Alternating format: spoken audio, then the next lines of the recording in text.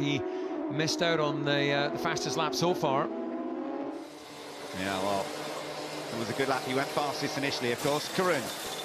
Yeah, guys, 4 minutes to go. There's a massive amount of tension here in the pit lane as they're all ramping up for these final runs.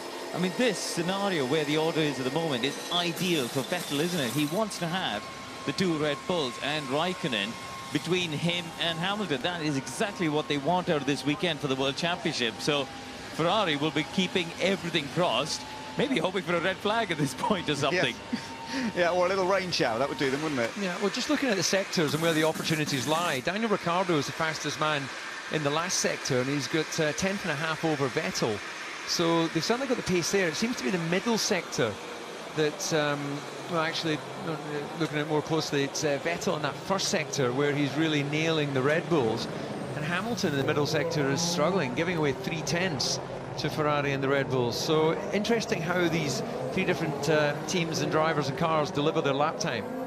Well, Nico Hülkenberg is the first to come out. He's only 9th, but it's still a good effort from the Renault driver. I think you've got to accept that McLaren and Honda have got a bit more pace than expected, perhaps. We always knew this would be one of their better tracks, but right now it looks as though it could be tough for Hülkenberg to beat either Alonso or Van Dorn. Sainz has done a 1:42.9 best lap in this session.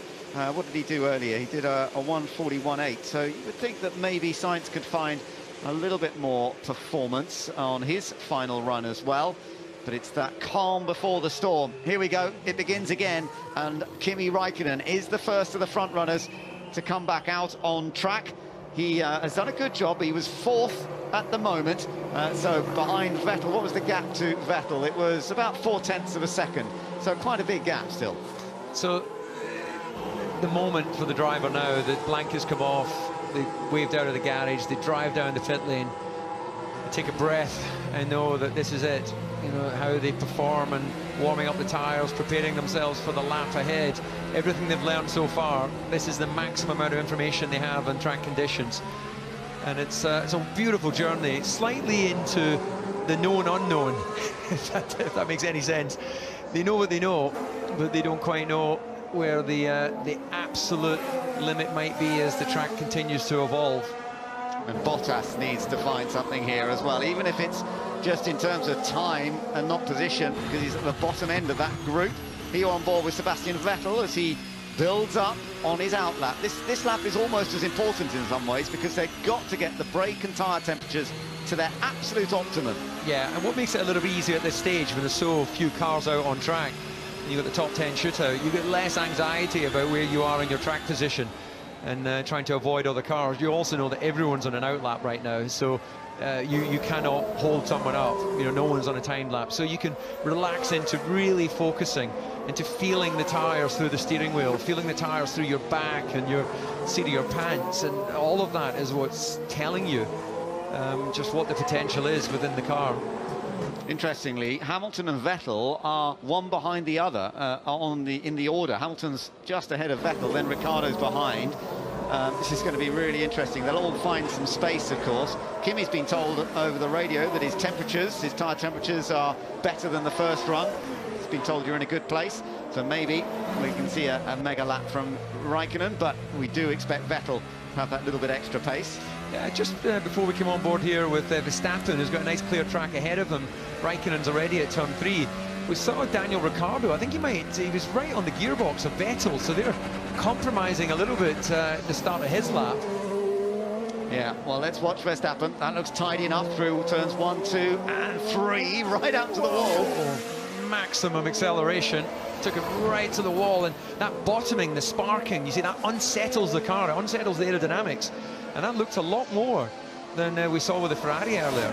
Spectacular, isn't it, watching Verstappen around the lap? It's not as quick as Raikkonen in the first sector. Raikkonen's been consistently quick, and so has Vettel in that first sector. Is that the engine power where it counts? Yeah, it is, and Hamilton's improved in that sector, but he's still a couple of tenths down or just under. And then Vettel has gone even faster again in that first sector, 26.7. So this is going to take something mighty from Red Bull in the middle and last sector. Otherwise, I think it's going to be a red front row. Well, let's see, because this is where Red Bull are so impressive through this middle sector. The second checkpoint is coming up at the end of this straight, just before he turns into turn 14. How's he doing? Oh, it's not enough to beat Vettel at the moment. He's not going to make up 4/10 in the final sector. I'm sure he can't do that. So now we turn our attention to some of the others. He's made a mistake somewhere as well, because he's actually slower than he was in his previous best. Vettel, on the other hand, has gone even quicker. Vettel, the fastest first sector, the fastest middle sector. Let's see what happens. Kimi Raikkonen has not improved. He's backed out in the last sector. Must have had an incident.